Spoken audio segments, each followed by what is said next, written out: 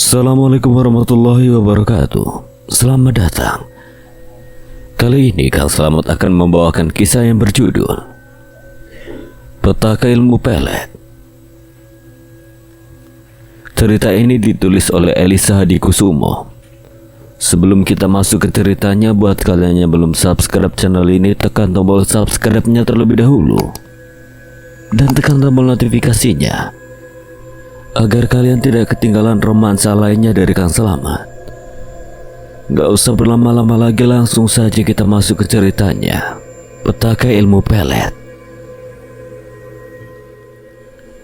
Untuk menutupi semuanya dari kantor, jika ingin bertemu di apartemen Liana saja ya mas. Kalau mas dah gak tahan main di kantor, nanti kita bisa lakukan di ruangan mas selagi tidak ada orang. Pastilah sayang. Tak kusangka kamu jago bercinta, apalagi jago bermain dengan si junior mas ini. Duh, malah jadi bangun lagi nih pengen disentuh. Mas, nanti kedengeran orang. Kalau begitu kita nginep di apartemen Liana ya malam ini. Kan besok minggu mas. Atau mas mau kita kemana, Liana ikut? Kita ke hotel saja bagaimana? Nanti mas antarin kamu beli baju dulu ya di mall.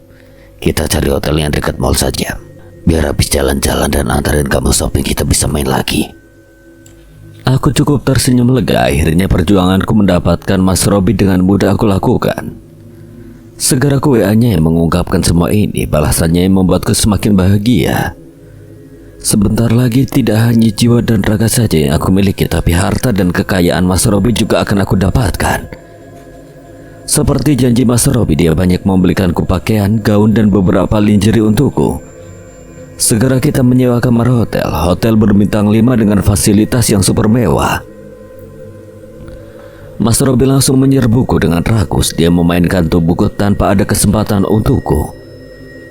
Usia yang tak muda namun permainan rajangnya begitu hebat. Terkadang aku kewalahan menghadapi Mas Robi yang begitu rakus akan seks.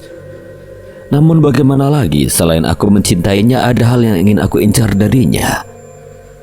Semalaman kita terus bercinta tanpa henti. Benar-benar peletnya Juminten super ampuh. Bisa membuat Pak Robi yang seperti itu jatuh ke pelukanku, apalagi di saat bersamaku. Pak Robi jarang terlihat beribadah, sehingga memudahkanku untuk terus memberikan ramuan pelet itu. Setahun berlalu, hubungan kita semakin panas membara karena kami pintar berakting menutupi segalanya. Sampai sedetik ini tidak ada yang mengetahui bahkan mencurigai hubungan kami. Sekarang aku bukanlah sekretaris kantor saja. Jabatanku dinaikkan menjadi sekretaris pribadi Mas Robi karena di kantor cabang, jabatan sekretaris pribadi belum ada yang menempati, dan rekan kerjaku Siti Marfuah yang ditugaskan menjadi sekretaris menggantikan aku. Sering kami melakukan perjalanan dinas baik ke luar kota ataupun luar negeri berdua, bahkan bersama rekan kerja lainnya, dan memanfaatkan momen itu untuk menambah gairah cinta kami. Jangan mau cuma dijadikan simpenannya saja. Mulai menentang untuk mengajak nikah atau nikah siri dan mengabulkan permintaanmu. Jika seperti ini terus, dia bisa berpaling darimu. Jika tanpa adanya ikatan, tetap waspada Yondo. Pesannya seakan membutakan mataku. Ya, aku lupa dengan ambisiku. Selain mendapatkan cinta Mas Robi, aku ingin kejelasan status kita. Aku ingin memiliki rumah mewah seperti yang diberikan ke istri tuanya. Seperti biasa, malam ini Mas Robi masih menginap di apartemenku. Sudah beberapa bulan ini ia tinggal bersamaku di apartemenku ini, dan aku pun tidak keberatan dia tinggal bersamaku. Semakin mudah untukku memberikan minyak pelet Nyai. Malam semakin dingin. Di saat kita selesai bercinta, aku menyuguhkan jamu pelet untuknya agar esok Mas Robi tetap fresh dan bersemangat di kantor. Di saat kita asik menikmati malam yang penuh bintang di balkon, di saat itu juga aku mulai percakapan serius dengan Mas Robi. Mas, Iya sayang, bagaimana? gak kerasa setahun sudah kita menyembunyikan hubungan kita di depan rekan kantor ya mas? Iya sayang, aku belum siap mengenalkan dirimu dengan mereka. Nah itu masalahnya mas. Liana tidak ingin kita seperti ini terus. Takutnya Mas Robi bosan dengan Liana. Mas selalu meninggalkan Liana begitu saja. Kamu minta apa sayang untuk membuktikan rasa cinta Mas? Kalau Mas tidak akan meninggalkanmu. Liana ingin menjadi istri Mas dan tinggal di rumah yang besar untuk menampung keluarga baru kita. Istri? Bagaimana ya sayang? Ada waktunya tapi tidak sekarang. Lalu mau kapan lagi Mas? Liana udah terlambat 2 bulan ini dan Liana tidak berani mengeceknya. Yang benar sayang. Coba besok pagi kamu cek. Mas pergi ke apotek dulu untuk beli tes pack. Jika positif Mas akan pikirkan langkah selanjutnya ya sayang. Beri Mas waktu semalam ini. Besok pagi Mas akan beri jawabannya ya. Sekarang tidurlah lebih dulu. Mas ingin di sini sambil menghabiskan jamu itu. Tidur yang nyenyak ya. Aku tertunduk diam, melihat dia berlalu untuk membeli tes kehamilan itu. Tak begitu lama ku dengar dia kembali, rasa kantuk yang luar biasa memaksaku untuk kembali tidur. Ya Tuhan, apa kalian benar-benar hamil? Apa yang harus aku lakukan? Aku tidak bisa berpikir. Apa yang harus aku katakan dengan Sarah? Aku terus memikirkan cara. Sudah cukup ku berdosa melakukan perzinahan yang terus aku lakukan dengan Liana. Dan tidak akan mungkin aku memaksanya untuk menggugurkan janin dalam kandungannya. Aku tidak ingin menambah dosa kesekian kalinya. Aku terlalu panik dan bingung dengan apa yang harus aku katakan esok hari pada Liana. Tak sengaja aku melihat acara di televisi tentang maraknya nikah siri. Ya, aku telah menemukan jawabannya. Hari semakin larut, membersihkan diri sebelum akhirnya aku tidur bersamanya. Ku pandangi wajahnya yang cantik. Ku belai tubuh indahnya dan ku kecup keningnya. Mungkinkah ini takdir yang harus aku terima untuk berpoligami? Bukankah poligami itu dibolehkan dalam agama? Meskipun aku terganjal dari istri pertamaku Zahra, sampai saat ini pun aku belum menceritakan pada Zahra. Pagi menjelang ku melihat Liana sibuk membuatkan sarapan untukku. Ku peluk dia dan ku kecup pipinya. Meskipun aku melihat wajahnya tampak murung memikirkan tentang hubungan kita. Mas mandi dulu ya. Atau mau ikut mandi juga? Mas tunggu. Duluan aja Mas, ini masih tanggung. Ya udah Mas duluan ya. Nanti sewaktu sarapan kita bicara ya. Iya Mas. Masih ku melihat tatapan tidak begitu ceria. Aku memahami ketakutannya. Aku memahami perasaan rasa gelisahnya. Segera aku menantikannya, membersihkan diri untuk bersiap berangkat ke kantor. Namun aku menyempatkan untuk mengatakan semua ini padanya. Makan dulu sayang. Sebentar Mas, Nau masih kurang pakai lipstik. Ya udah oke. Coba senyum dong. Masa pagi-pagi sudah cemberut?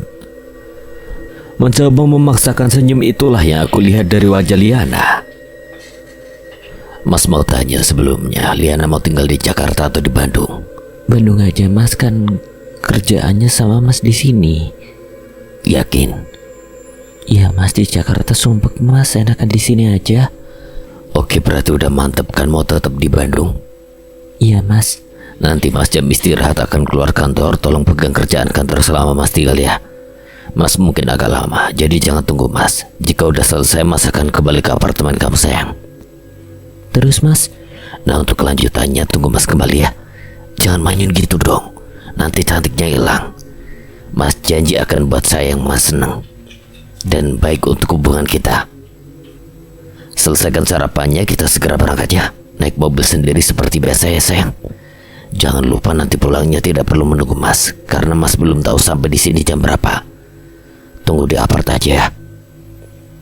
Aku hanya melihat dia mengangguk kecil, mencoba untuk membuat dia percaya meskipun terlalu sulit. Jam istirahat kantor, aku segera keluar untuk menuju tempat bertemu seseorang. Aku mendatangi perumahan elit di salah satu kawasan kota Bandung. Perumahan dengan fasilitas mewah dan komplit dan dekat dengan tempat apapun. Tipe rumahnya hampir sama dengan rumahku yang ada di Jakarta. Yang membedakan hanya interior dalamnya. Zahra lebih menyukai interior Timur Tengah, sedangkan Liana sangat menyukai bergaya Eropa. Sebenarnya rumah ini memang sudah aku beli sejak lama dan sengaja aku berikan untuk anak sulungku Doni. Semenjak Doni aku tugaskan untuk fokus dengan kantor pusat Jakarta. Urungku berikan untuknya dan tak sengaja kejadian ini terjadi di saat aku menjalin hubungan dengan Liana. Apalagi rasa cintaku begitu besar dengan Liana. Selama setahun cukup aku memahami hal yang dia sukai. Sengaja aku berikan untuk Liana, dan kurubah semua bak interior maupun perabotan sesuai dengan keinginan Liana. Karena sebelumnya dia sudah menceritakan ingin memiliki rumah bergaya Eropa dengan perabotan yang berkelas. Bagaimana Pak, sudah selesai tahap renovasi dan pengisian perabotannya? Tanyaku pada salah satu mandor renovasi rumah. Sudah Pak, tinggal dirapikan saja Pak. Kemungkinan lusa sudah bisa ditempati. Ya sip, karena saya akan menempati segera bersama istri saya. Kasihan jika dia tinggal di apartemen dengan saya. Kembali aku lajukan mobilku untuk menemui salah satu sesepuh yang bisa menikahkan Siri. Untuk sementara aku ingin bertanggung jawab atas kehamilan Liana dengan menikah Siri dengannya. Setelah nanti aku berani mengungkapkan kepada Sarah, barulah aku akan menikahi dia secara resmi. Aku mengatur waktu dan meminta menjadi saksi pernikahanku salah seorang sahabatku di Bandung untuk menyaksikan pernikahan Siri kami. Setelah semua urusan selesai, kembali ku pulang untuk menemui cintaku Liana. Tak jua aku jumpai dirinya. Mungkinkah masih berada di kantor, ataukah dia pergi ke satu tempat? Kulihat ada amplop putih di dekat remote AC. Kubuka dengan perasaan gugup apakah isi amplop ini, dan benar saja 2 garis biru terpampang nyata di tes pack yang aku berikan. Liana benar hamil, dia mengandung anakku. Karena hanya akulah yang pertama kali menjalin hubungan intim dengannya, hanya akulah yang telah merenggut keperawanannya. Aku menyadari itu, di mana aku mengingat dia merasakan kesakitan di saat pertama kali kita bercinta. Darah segar yang keluar menempel di kejantananku, membuatku tersadar akulah yang pertama kali melakukan itu padanya. Dan saatnya aku akan bertanggung jawab demi cinta dan buah cinta kita. Menanti Liana pulang ke apartemennya membuat aku tidak sabar untuk membicarakan semua ini. Tak lama Liana pulang dengan wajah kusut. Dia terlambat pulang karena pekerjaannya menumpuk. Ya, aku merasa bersalah memintanya untuk menghandle pekerjaan kantor. Segera aku buatkan teh manis hangat untuknya, memijat kaki dan pundaknya. Betapa letihnya dia bekerja di saat sedang mengandung seperti ini. Liana sayang, Mas sudah lihat hasilnya. Ya terus Mas. Ya ampun, masih ngambek nih cintanya Mas. Sayang, mandi dulu ya. Coba berendam pakai air hangat biar enakan badannya. Mau Mas tambahkan garam aromaterapi di bathtub? Kan capek ya seharian di kantor. Iya boleh Mas, Liana bersihkan makeup dulu. Habis itu mau berendam sebentar ya Mas. Ya sayang, Mas siapin airnya dulu ya. Masih aku menunggunya dengan sabar, memberikan sedikit waktu padanya setidaknya biar dia fresh, menyegarkan hati dan badannya. Sayang, Mas masuk ya. Ada yang mau Mas bicarakan. Iya Mas, masuk aja, ini masih berendam Mas. Langkah kaki menuju kamar mandi melihat dirinya berendam seperti itu. Sebenarnya aku tidak tahan melihat tubuhnya basah meskipun sebagian badannya tertutup dengan busa sabun. Ku datangi dirinya, aku cium pipi dan bibirnya dengan penuh lembut. Tangan ini terus ikut menyentuh tubuhnya, mengusap busa sabun yang menutup tubuhnya agar aku dapat melihat indahnya buah dada yang menyembul keluar. Ku pijat buah dadanya yang merokah dengan penuh lembut. Ku ciumi dan mencoba memainkan putingnya yang terus menonjol berdiri tegap. Masih katanya mau ajak bicara. Oh iya sayang, Mas lupa. Habis Mas gak tahan lihat kamu seperti ini. Mau bilang apa Mas? Besok pagi izin tidak masuk kerja ya. Bilang aja Mas sudah mengizinkan. Besok ikut Mas gunakan pakaian yang bagus ya. Oh iya Mas, kirain mau ajak nikah. Ya emang. Mas besok mau ajak nikah kamu sayang. Untuk sementara nikah Siri dulu ya. Nanti jika semua ini sudah Mas utarakan dengan Zahra, Mas janji akan meresmikan pernikahan kita. Mas langsung daftarkan pernikahan kita ke KUA. Bagaimana sayang? Benar Mas. Liana senang sekali Mas. Tidak apa kita menikah Siri dulu Mas. Setidaknya kan dalam agama dibolehkan ya Mas. Iya Mas, jika udah tiba saatnya kita menikah resmi ya. Pasti dong. Nah gitu, senyum lagi. Berarti Mas boleh ikut berendam ya. Si Junior udah tidak sabar nih mau keluar, kasihan. Tidak bisa napas di dalam celana. Mau keluar dan berenang masuk ke kandang, boleh kan? Melihat senyumannya penuh ceria, Liana mengangguk dan kembali seperti sedia kala. Kita bercinta penuh emosional, nafsu yang membara, tidak pernah aku bosan bercinta dengannya. Body seksi yang tidak kudapatkan dari Zahra, permainan cinta yang ganas dan bervariasi membuatku semakin kuat mencintainya. Aku menyadari lelaki tidak hanya membutuhkan wanita berparas cantik saja, tidak membutuhkan wanita yang lembut. Tapi terkadang lelaki butuh kepuasan bercinta. Semakin pintar seorang istri melayani kepuasan seks sang suami, semakin besar cinta suami ke istri dan kepuasan ranjang tidak pernah aku dapatkan dari Zahra. Zahra tidak bisa mengimbangi diriku di saat bercinta. Dia terlalu patuh dan sangat monoton, apalagi kondisinya di saat ini yang memaksaku untuk tidak menyentuhnya. Bercinta dengan Liana memuncakkan nafsuku yang terus berganti gaya dan variasi yang nakal dan liar. Semakin membuatku penuh berstamina dan semangat yang tinggi. Keesokan harinya aku menemani Liana ke salon melihatnya menggunakan setelan kebaya modern dan sanggul modern ini. Membuatku teringat sewaktu bertemu dengannya di pernikahan kakak Dinda, keponakanku. Namun waktu itu aku berpaling mencoba tidak melihatnya karena di sana ada Zahra dan ada keempatan aku. Ingin sekali rasanya aku memuji kecantikan wajah dan lekuk tubuhnya. Dulu aku tidak berani mengatakannya, tapi kali ini dia sudah menjadi milikku. Aku peluk dengan mesra, aku cium pipinya mengatakan dia begitu sangat cantik. Kita mau kemana, Mas? Tanyanya sambil merapikan riasan yang teramat pas dengan dirinya. Ikut Mas, kita sudah ditunggu. Segera aku membawanya dan mengendarai mobil menuju rumah sahabatku Kang Yadi. Pesta sederhana lengkap dengan segala pertunjukan dangdut, tarian jaipong, dan suguhan makanan yang sesuai dengan pesananku. Semua sudah tersaji. Kursi riasan pengantin pun tidak lupa dia hiaskan untukku dan Liana. Kang Yadi, sahabat yang aku temui 10 tahun yang lalu, memang bisa diandalkan. Kang Yadi beserta istri dan saudara besarnya bersedia menjadi saksi pernikahanku. Meskipun pernikahan dilakukan secara siri karena aku belum memiliki berkas persetujuan istri pertama, Liana cukup bahagia karena dengan ini bisa membuktikan atas keseriusanku dan bertanggung jawab atas apa yang telah aku lakukan padanya. Pernikahan siri berjalan lancar, banyak tamu undangan warga sekitar rumah Kang Yadi yang berdatangan sekaligus menyaksikan pertunjukan yang aku berikan. Liana tampak semakin bergembira, cahaya sinar matanya memancarkan kebahagiaan yang seutuhnya.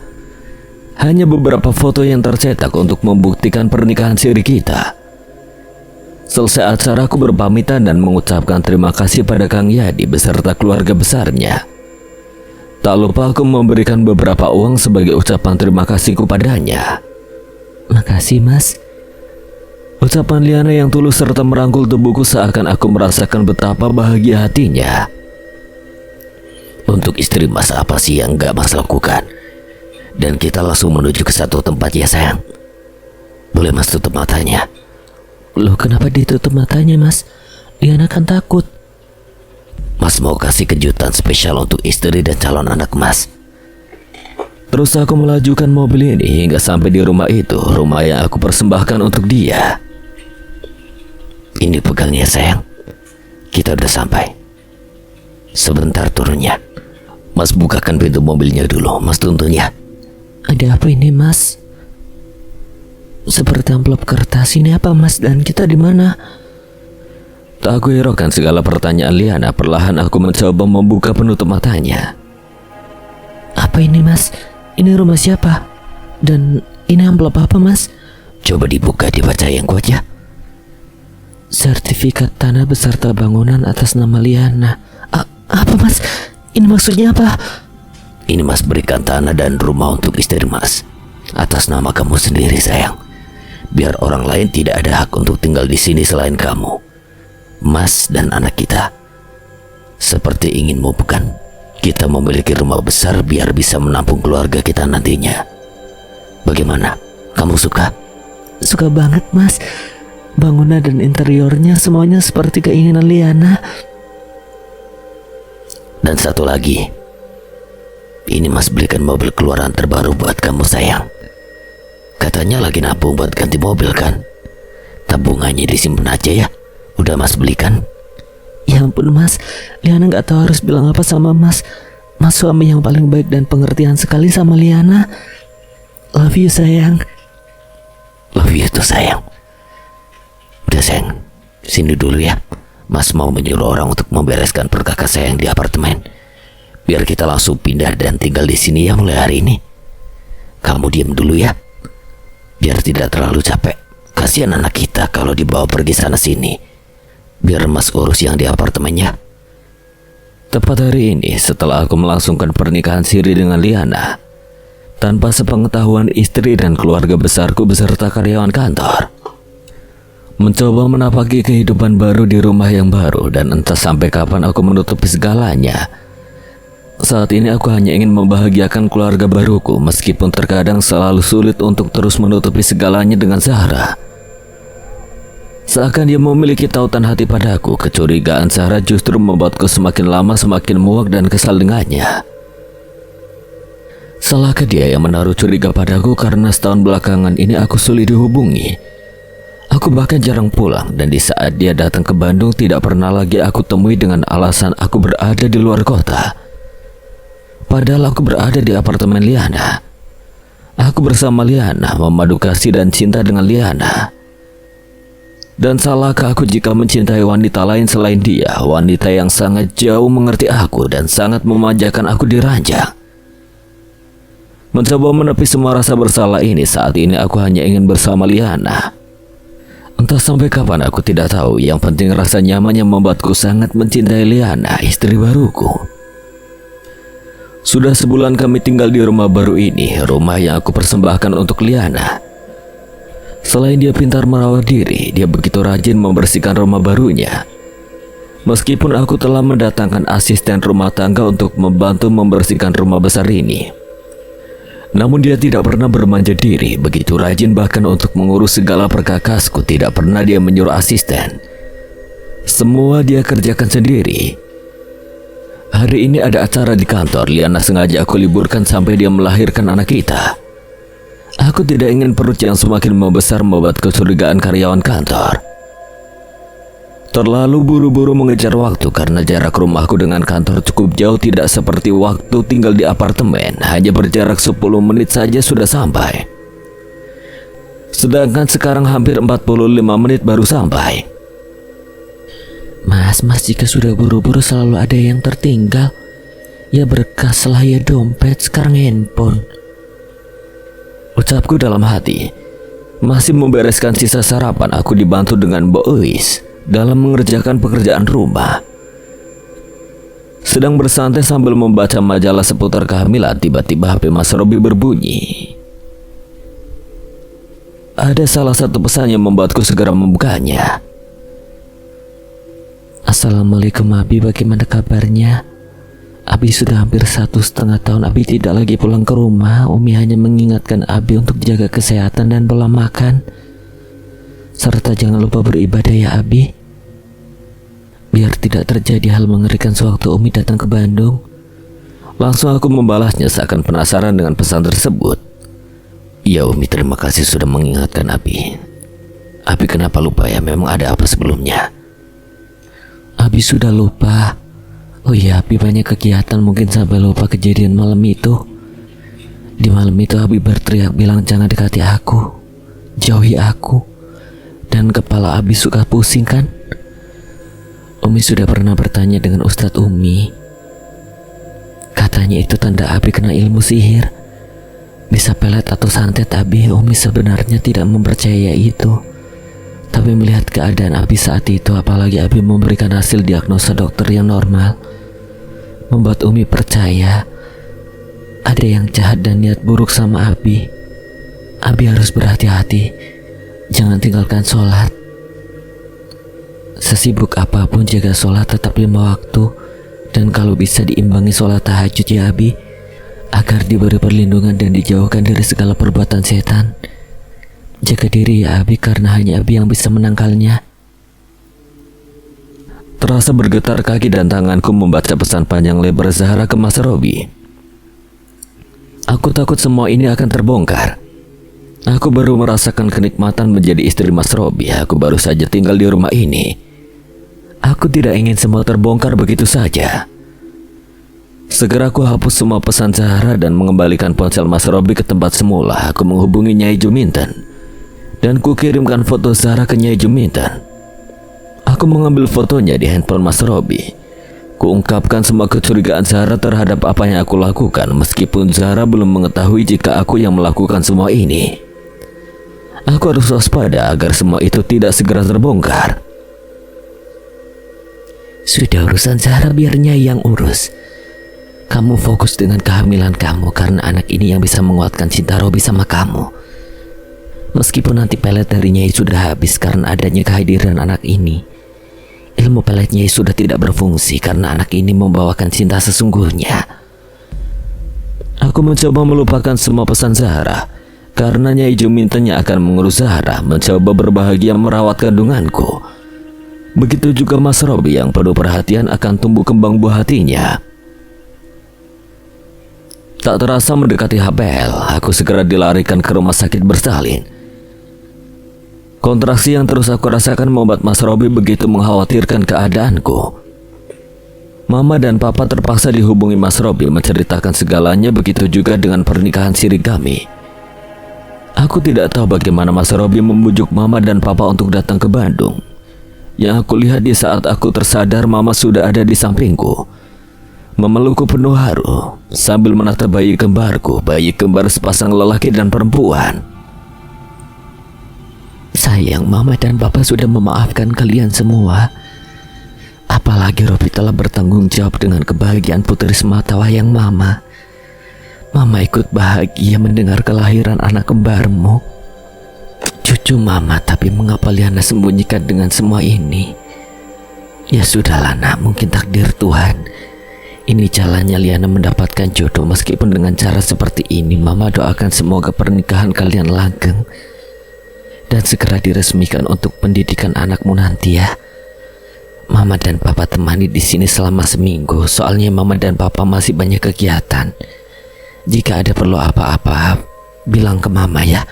Jangan menyembunyikan apapun lagi sayang.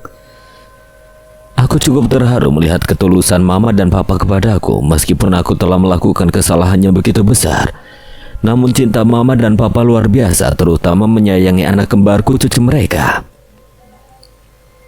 Mas Robi begitu bahagia, baru kali ini dia memiliki anak kembar sepasang.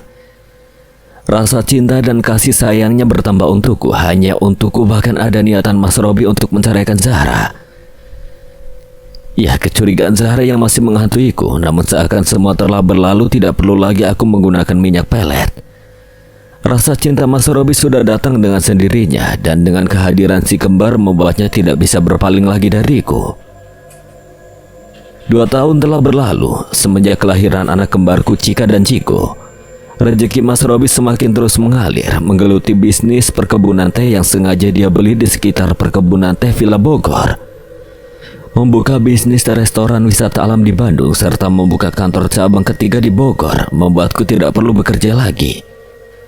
Aku membantu Mas Robi dalam mengembangkan restoran ini dan membuka salon dan spa di kawasan Bandung. Mas Robi sangat menyukai kepiawaianku dalam mengurus semua bisnisnya. Ya, dia selalu melibatkan aku, apapun yang dia lakukan selalu meminta saran dan kita bekerja sama dalam mengembangkan semua bisnis ini. Aku tak pernah melarang Mas Robi untuk melihat istri dan anaknya. Terkadang selalu ku menyuruhnya kembali menemui Zahra. Walau terkadang rasa cemburu melihat dia bersama dengan Zahra, namun aku tepis semua demi menambah rasa cinta Mas Robi padaku. Jika aku juga memperhatikan keluarganya. Dinda masih menghubungiku meskipun tidak sesering dulu kami menjalin komunikasi. Dan dia mengetahui jika aku sudah menikah dan memiliki anak, meskipun aku masih menyembunyikan Mas Robi. Aku hanya mengatakan menikah dengan pengusaha saja, dengan lelaki yang jauh di atasku. Sudah beberapa tahun aku tidak pernah kembali ke Jakarta. Mama dan Papa yang selalu sering mengunjungiku ke Bandung. Hari ini terpaksa aku membereskan beberapa pakaian serta tidak lupa membawa pakaian yang dikirimkan Dinda untukku. 2 hari lagi Dinda akan menikah, bukan dengan Dimas. Entah bagaimana dia bisa berpaling dengan lelaki tampan seperti Dimas, lelaki yang masih disembunyikannya.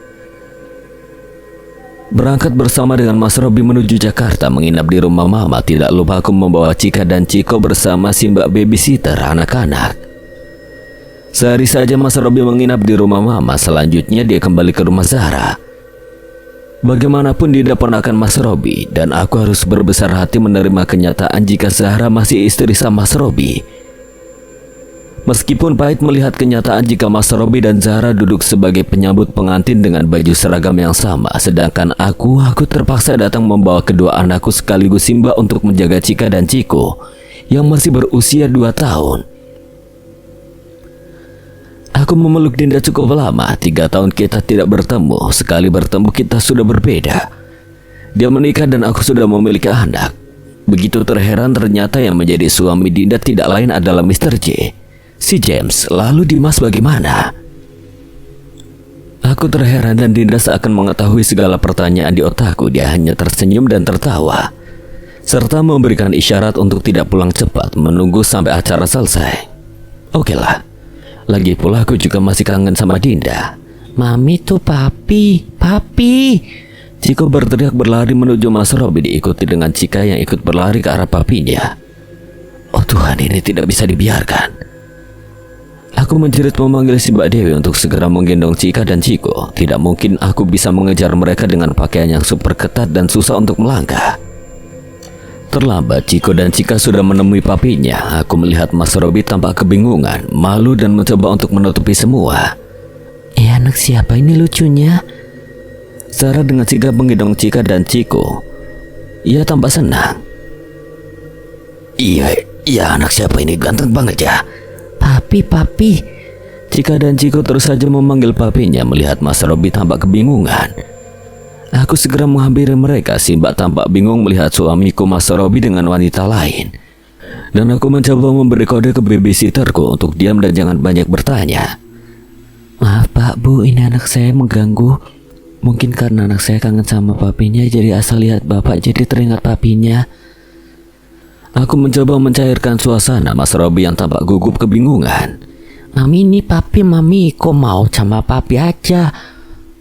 Papi besok pulang. Di sini sama Mami dan Mbak Dewi aja. Yuk cari es krim yuk, siapa yang mau? Dengan sigap Dewi menggendong si kembar menjauhkan dari papinya. Aku masih berdiri di depan mereka, antara bingung, grogi, dan tidak tahu harus bicara apa. Aku berada di depan istri dari suamiku dan suamiku berada di antara istri-istrinya. Assalamualaikum Pak Robi dan Ibu Zahra. Akhirnya kita bertemu lagi. Udah lama ya Ibu tidak bertemu. Bagaimana kabarnya Bu, sehat? Maaf tadi kelakuan anak-anak saya, soalnya papinya jarang pulang. Jadi dikira Pak Robi papinya. Maaf ya Pak dan Bu. Aku berbahasa basi ke mereka. Aku melihat Mas Robi menunduk bingung. Dia tidak bisa bicara sepatah kata pun. Bahkan dia tidak berani melihat wajahku. Ada rasa gundah yang menyelimuti hati dan batinnya. Waalaikumsalam. Oh ya, tidak apa-apa. Anaknya kembar ya, cantik dan ganteng, mirip maminya. Ya saya bisa ngerti namanya anak-anak, soalnya saya masih punya anak yang paling kecil. Sama juga waktu itu suami saya jarang pulang, dia suka nyariin abinya. Tapi beruntung sekarang dia umur 8 tahun. Udah bisa mengerti kalau saya beri penjelasan. Soalnya abinya kan sibuk dan baru pulang kemarin ya Abi. Sekarang anaknya biasa aja abinya pulang. Soalnya udah besar dan mengerti ya Bu. Saya Liana, mantan karyawannya Bapak. Sahabatnya Dinda yang waktu ke rumah Ibu mengantarkan bingkisan buat anak bungsu Ibu, masih ingat? Ya Allah Liana, iya. Ibu ingat sekarang. Makin cantik aja ya, udah punya anak juga, bentuk badannya tidak berubah. Wah boleh nih kapan-kapan main ke rumah lagi. Mumpung Bapak juga ada di rumah. Sekarang tinggal di mana? Masih di Jakarta? Iya Bu, masih di Jakarta. Maaf Bu, Pak, saya permisi dulu. Kasihan si mbaknya kalau saya tinggal terlalu lama. Anaknya sedang aktif-aktifnya, saya permisi dulu. Oh iya, mari silakan. Aku sedikit berbohong dengan Zahra perihal tempat tinggalku. Aku tidak ingin dia mengetahui lebih jauh. Aku hanya melihat Mas Robi melirik ke arahku di saat aku berpamitan memisahkan diri dari mereka. Mau sampai kapan seperti ini? Rasanya aku ingin juga diakui sebagai istri Mas Robi, bukan hanya Zahra saja. Melihat foto keluarga bersama pengantin, rasanya aku ingin berada foto bersama dengan keluargaku juga Mas Robi. Bukannya Zahra dengan anak-anaknya. Perasaan campur aduk dan bergejolak membuatku tidak bisa begitu bertahan terlalu lama di tempat ini. Aku meminta izin dengan Dinda untuk segera pulang. Air mata seakan tertumpah melihat Zahra masih sangat mencintai Mas Robi. Terlalu lengket dan romantisnya mereka berdua. Bahkan banyak yang menyanjung pernikahan mereka sangat awet sampai sekarang ini. Aku tak sanggup, aku tak tahan. Aku melihat Mas Robi memahami perasaan sakit hatiku. Dia ingin ikut pulang bersamaku, namun apa daya, tangan Zahra terus menggenggam erat jemari Mas Robi. Terlalu sulit melepaskannya. Aku pulang dengan rasa kesedihan yang mendalam. Baru kali ini aku merasakan kecemburuan yang sangat hebat. Masih aku menahan segala tetes air mata. Sampai di rumah aku menangis sejadi-jadinya di dalam kamar. Aku tak mengetahui beginilah rasanya di madu. Bukannya ini yang aku inginkan menjadi istri keduanya. Namun mengapa aku tidak bisa menerima segala resikonya? Seminggu sudah aku berada di rumah Mama. Mas Robi tidak mengizinkanku pulang ke Bandung tanpanya. Ya, aku mengerti Mas Robi melakukan ini semua agar tidak adanya kecurigaan Zahra. Sebelum Dinda mengikuti suaminya ke Australia, kita sepakat untuk mengadakan pertemuan. Kita belum bertemu dan bicara melepas kerinduan. Semenjak peristiwa pernikahan Dinda yang membuat hatiku terluka melihat Mas Robi dan Zahra begitu mesra. Sampai saat ini belum sempat aku menemui Dinda lagi. Sabtu pukul 5 sore, segera bersiap aku menjemput Dinda. Cika dan Ciko sengaja aku tinggalkan di rumah Mama. Membawa anak tidak membuatku bisa berlama-lama dengan Dinda. Kebetulan aku melewati jalan ini. Aku segera berbelok menuju pondokan Nyai. Sudah 3 tahun tidak berjumpa dan berkomunikasi dengan Nyai. Aku tersentak seakan tak percaya mengapa tempatnya menjadi seperti ini. Terus ku ulangi jalannya kembali. Aku berbelok, masih sama tempat ini lagi. Apakah aku salah jalan dan masuk gang? 3 kali ku putari dan beruntungnya aku melihat Nyai Juminten berjalan melalui aku. Segera aku turun dari mobil mencoba memanggil Nyai, namun ternyata Nyai sudah tidak ada lagi. Kemana perginya Nyai? Mengapa begitu cepat sekali dia berlalu? Non, terkejut aku melihat 2 orang pria menyentuh pundaku. ngapain di sini Non? Maghrib lagi, nggak takut apa Non? Takut apa ya Bang? Oh ya, mau tanya rumah elit yang tertutup pagar tinggi di mana ya? Saya lihat kok tidak ada lagi. Takutnya saya salah jalan. Rumah elit di jalan apa Non? Di Jalan Jambu Bang. Benar kan ini Jalan Jambu? Tapi kenapa di sini tidak ada rumah sama sekali ya? Padahal saya dulu sering ke sini sekitar 3 tahun yang lalu. Di sini banyak perumahan elit dan salah satunya rumah yang saya maksud itu. Kalau boleh tahu yang dimaksud rumah siapa ya Non? Di sini memang tidak ada rumah warga. Oh iya bener Bang. Nama pondokannya Nyai Juminten di Jalan Jambu. Allahu Akbar Non. Nyai Juminten itu ratu jin di sini Non. Dulu dia dukun, tapi dulu sekali. Semenjak ritualnya banyak menyimpang agama, pondokannya terpaksa dibubarin Non. Tapi Nyai dan pengikutnya tidak mau. Lalu dibakar warga pondokannya, beserta orang yang ada di dalamnya ikut terbakar. Dan mereka yang meninggal dimakamkan di sini tepat di tanah bekas pondokannya Non. Katanya lagi, jinnya kuat, suka mengganggu orang yang lewat sekitar sini. Nah, sebenarnya saya dan Mardi tidak mau jalan ke sini Non. Cuma tadi saya lihat ada mobil bolak-balik lewat sini, kami ikuti. Takutnya Non nyasar di area pemakaman ini. Aku terkejut bingung mendengar perkataan mereka. Rasa antara percaya dan tidak. Lalu siapa yang aku temui di saat ritual? Dan jamu serta minyak yang aku berikan itu apa? Dimas, para dayang dan security mereka bukan orang. Nyai yang aku temui juga bukan manusia. Ya Tuhan, aku tidak mempercayai ini semua. Segera aku lajukan mobilku dan menemui Dinda. Kita segera pergi ke kafe sekitar rumah Dinda. Din? Iya, gimana kabar lu? Makin cantik aja ya nak. meski udah beranak 2. Serius nih gue nanya, pondokannya Juminten sebenarnya tidak ada, Din. Aku baru aja kesana, ternyata yang kita jumpai itu pemakaman umum. Sumpah aku benar-benar tidak percaya, Din. Lalu ritual dan semua biaya yang aku keluarkan, ya Tuhan, aku tidak bisa membayangkan jika semua itu ternyata. Maaf nah, gue belum sempat cerita ke lu. Semenjak lu di Bandung, gue juga sama seperti lu. Masih ingat kan sewaktu nikahan Kak Nana ada Nyai dan Dimas datang? Kita ngobrol panjang lebar, gue juga bilang kalau kita jadian dan mau merencanakan pernikahan.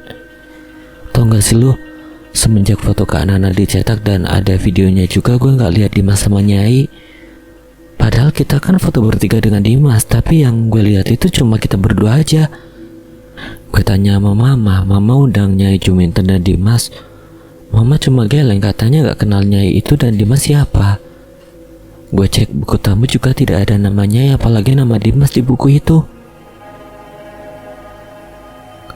Gue masih penasaran nak. Lalu gue tanya mama, dulu pengobatan Dinda di mana? Bukannya mama pernah mengantarkan gue di pemondokan Nyai di Jalan Jambu? Mama terkejut nak, katanya gue sepulang kuliah tidak juga sampai rumah. Dan heran melihat gue memarkirkan mobil di sekitar tanah makam, tidur di atas batu nisan karena ada kawan papa yang tidak sengaja melihat plat mobil gue. Serius lo Din? Kenapa gak kasih tahu gue dari awal? Gue gak inget nak, sumpah. Gue baru sadar ya sewaktu usai acara nikahan Kak Nana. Setelah kejadian itu mama langsung bawa gue ke Kiai. Katanya gue udah ketempelan jin penunggu makam itu. Dan masalah gue dipasang susuk itu tidak benar nak. Hanya saja gue gak sengaja ngebawa kalung bermata batu merah sewaktu ditemukan tidur di atas batu nisan. Dan kalung itu udah dikembalikan ke makam. Takutnya masih ada jin yang gangguin gue. Gue berkali-kali coba hubungin lo, tapi entah mengapa sulit nelpon lo. Gue WA lu juga gak pernah berhasil. Padahal gue WA sama orang selalu bisa. Hanya sama lu gue gak bisa. Dan berharap satu saat nanti kita bisa ketemu. Gue sampaikan semua ini ke lu. Jantungku berdegup kencang, kedua kaki seakan mati rasa. Aku terduduk, lemas mendengarkan semua penjelasan Dinda. Aku tak percaya dengan semua ini. Lalu pelet itu ramuannya aku berikan ke Mas Robi. Mengapa seakan berhasil aku mendekatinya? Bahkan Mas Robi sudah menjadi bapak dari anak-anak kami. Aku mencoba membuka HP dan melihat isi WA aku pada Nyai. Aku mencoba menghubunginya. Nomor tidak terhubung. Aku mencoba melihat isi WA-nya, hilang bagi ditelan bumi. Tidak ada satupun WA dari Nyai. Pusing rasanya palaku memikirkan kejadian yang menurutku sangat konyol. Aku tidak mempercayai hal mistis seperti ini. Tapi aku mengalaminya sendiri. Antara percaya atau tidak kisah ini benar terjadi. Aku menangis sejadinya. Dinda memahami apa yang aku rasakan. Sama seperti waktu dia mengetahui kebenaran yang terjadi. Padahal di saat itu dia benar-benar jatuh cinta dengan Dimas. Ya, dia mencintai salah satu bangsa jin. Malam ini aku izin menginap di rumah Dinda. Aku tidur bersama Dinda. Beruntunglah James berbaik hati mengizinkanku tidur bersama istrinya. Aku terlalu takut untuk pulang sendiri, terlalu takut mengingat tentang semua ritual itu. Pagi menjelang, banyak cerita yang kudapatkan dari Mama Dinda. Pantaslah Dinda tidak ada yang mau mendekatinya setelah kejadian Dinda berada di pemakaman itu. Dia sering berhayal dan berhalusinasi, bahkan banyak yang menganggap Dinda gila.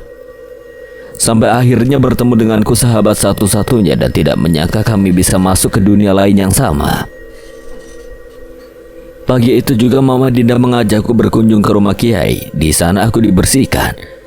Aku tidak ingat proses pembersihannya dinamakan ruqyah. Kata mereka aku seperti orang kesetanan, mengamuk, menendang, terlalu sulit untuk melepaskan jin yang sudah terlalu banyak menempel di tubuhku. Aku merasa lega dan sedikit ringan di saat prosesi ruqyah berjalan lancar. Mulai saat ini aku harus lebih dekat dengan Tuhan. Aku harus lebih beribadah lagi. Aku harus lebih mendekatkan lagi dengan Allah agar aku tidak ketempalan jin ganas seperti ini. Perjalanan pulang, Dinda menceritakan mengapa akhirnya dia menerima James karena cinta James yang tulus dengan Dinda.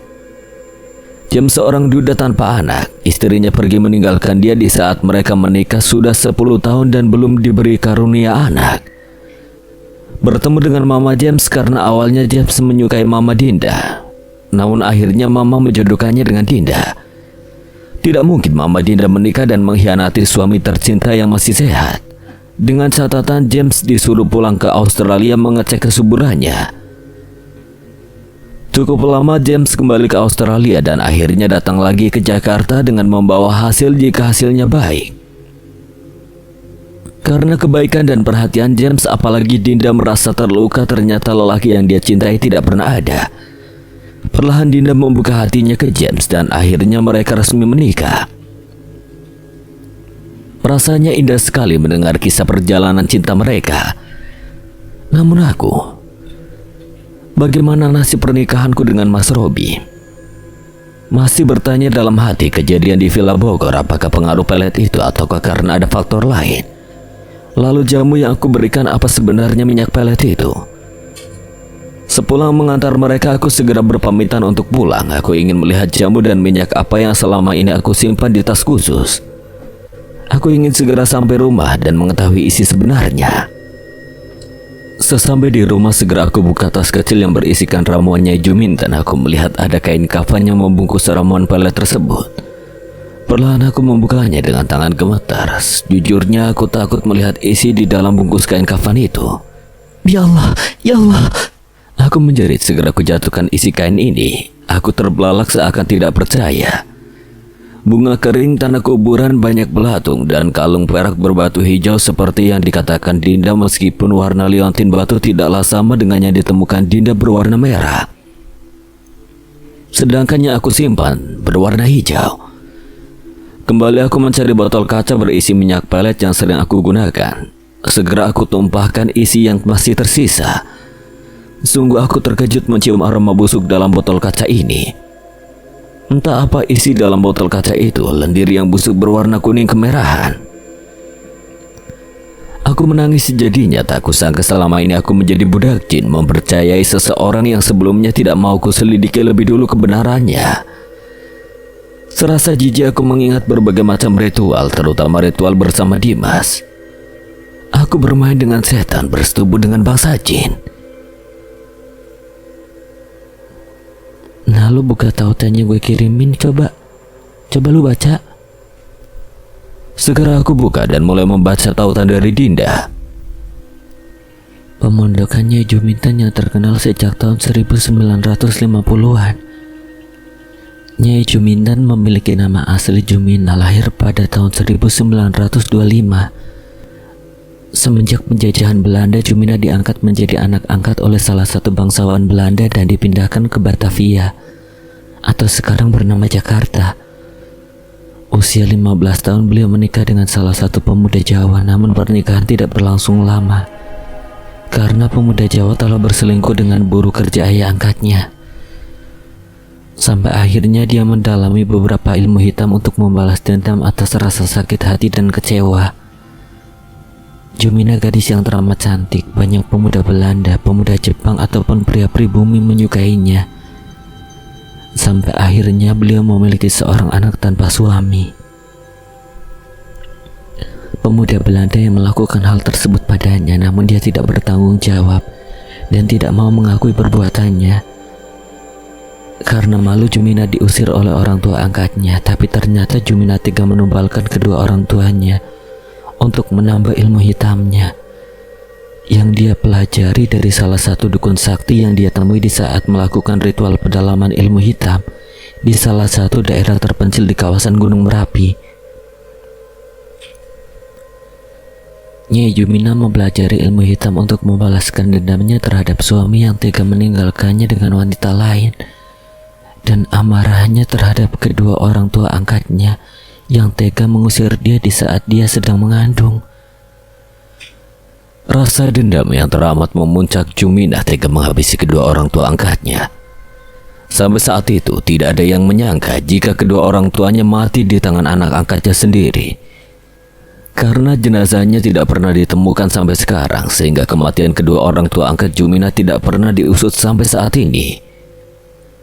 Tahun 1950, setelah berhasil menghabisi kedua orang tua angkatnya, Jumina membuka tempat praktik di rumah tersebut. Banyak bangsawan, pejabat penting, artis ibu kota berdatangan mengunjungi praktik tersebut, sehingga namanya Juminten sering disebut para pelanggan untuk lebih mudah diingat daripada memanggil namanya dengan nama Jumina. Sampai akhirnya warga di sekitar tampak resah karena Nyai suka menumbalkan warga kampung untuk prosesi ritualnya. Bayi baru lahir, bahkan wanita hamil merupakan sesaji yang tepat untuk dikorbankan. Sudah terlalu banyak bayi meninggal tanpa sebab. Ibu hamil mati mendadak karena kehabisan darah, membuat semua warga tampak marah. Mencoba mengusir Nyai beserta Danyang dan orang yang di dalamnya, namun tidak ada tanggapan apapun dari dalam pondokan. Hanya beberapa pengawal pondokan berpakaian serba hitam yang tampak sibuk meredam amarah warga. Tidak juga berhasil, amarah warga semakin memuncak, sampai akhirnya warga membakar pengawal tersebut dengan obor yang dibawa warga. Membakar seluruh pondokan beserta isi dan orang yang ada di dalamnya, termasuk Nyai Juminten beserta Dayang dan anak satu-satunya Dimas Aji Pangestu. Dengan badan terbakar hebatnya yang menjerit berkata, "Ilmu hitamnya tidak akan mati meskipun aku mati di tangan kalian, ingat itu." Semenjak saat itu semua warga pindah menuju tempat lain, takut akan bernasib sial dengan kutukan Nyai Juminten. Sampai sekarang daerah tersebut sunyi senyap, tidak ada satupun warga yang mendirikan rumah di sana. Semua yang mati terbakar dimakamkan di rumah tersebut. Rumah tersebut sudah dihancurkan warga. Hanya tersisa batu nisan korban yang meninggal karena terbakar. Sehingga warga menamakan daerah tersebut dengan Jalan Jambu, yang berarti jangan masuk daerah bau busuk. Karena konon katanya bau mayat yang terbakar terkadang tercium busuk oleh beberapa warga yang melintas. Tak ada yang berani yang mendirikan rumah di daerah tersebut, sehingga tampak mistis dan begitu angker. Banyak yang mengalami kejadian aneh di saat melintasi daerah tersebut. Ada beberapa saksi mata yang mengatakan jika dipanggil para danyang untuk masuk ke dalam pondokan, ada yang merasa menginap di pondokan dan terbangun ternyata mereka tidur di atas batu nisan. Dan ada yang dinampakkan hantu Nyai Juminten yang berubah bentuk dari cantik menjadi sosok mengerikan dengan wajah yang hangus terbakar. Dan suara gamelan serta bau aroma lilin terbakar seperti aroma orang yang sedang membatik sering terdengar dan tercium oleh warga yang melintas. Para pembaca jika berada di kawasan Jambu tanpa disengaja, hal yang dilakukan harus fokus, banyak berdoa dan segera terus jalan tanpa henti. Apalagi menoleh ke lokasi tersebut yang konon katanya jika kita menoleh, kita akan menjumpai pondokan Nyai Juminten berdiri megah dan mewah, seakan mendorong kita untuk masuk ke dalamnya. Syok aku membaca artikel yang diberikan oleh Dinda. Pantaslah tidak aku temui rumah warga di daerah itu. Bahkan warga tampak ketakutan jika berjalan di sana. Kejadian lama sekali, bahkan mama dan papa pun belum lahir, antara percaya dan tidak. Siang ini aku ingin kembali ke pemakaman itu. Aku ingin meyakinkan kembali apakah ada nama Nyai Juminten atau Juminah di salah satu batu nisan itu. Aku masih tidak percaya 7 hari ritual di pondokan, ternyata 7 hari aku hanya berada di sekitar makam saja. Kembali aku pergi menuju pemakaman Jalan Jambu ini. Tidak lupa aku membawa tas kecil berisi sajian pelet yang diberikan Nyai beserta kalung bermata hijau. Kali ini aku mencoba pergi sendiri tanpa ditemani siapapun. Rasanya penasaran semakin kuat. Aku ingin sekali mengungkapkan misteri pondokan Nyai. Macet luar biasa aku rasakan di jalan. Tak terasa hari sudah semakin petang. Kulihat jam sudah mau memasuki maghrib. Perasaan ragu dan berat memasuki gang Jambu ini. Aku harus berani, aku harus tahu semuanya. Segera aku melaju ke pemakaman, mengambil senter untuk melihat kebenarannya. Kupandangi satu persatu nama di batu nisan. Aminah lahir 2 April 1940, wafat 5 Mei 1965. Ya Allah, ini Mina yang aku kenal di saat sedang ritual, dia yang berada di ruang meditasi itu. Ternyata dia Paija, lahir 15 Desember 1925, wafat 5 Mei 1965. Ini Bi Ija yang menyambut kedatangan kami. Sulastri, Teguh, Priambodo, Sunarto semua wafat di tanggal yang sama, 5 Mei 1965. Lalu di mana makam Nyai dan Dimas? Aku temui sebuah makam besar dengan berbagai macam sesaji di sekitar batu nisannya.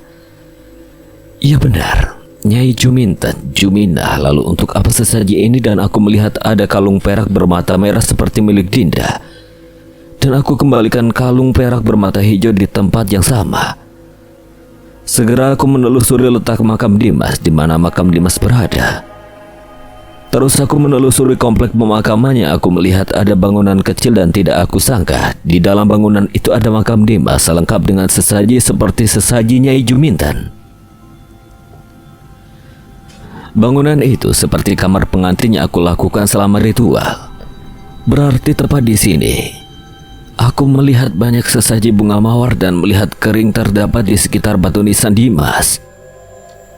Ya Allah, begitu hinanya aku melakukan dan mengikuti rayuan iblis.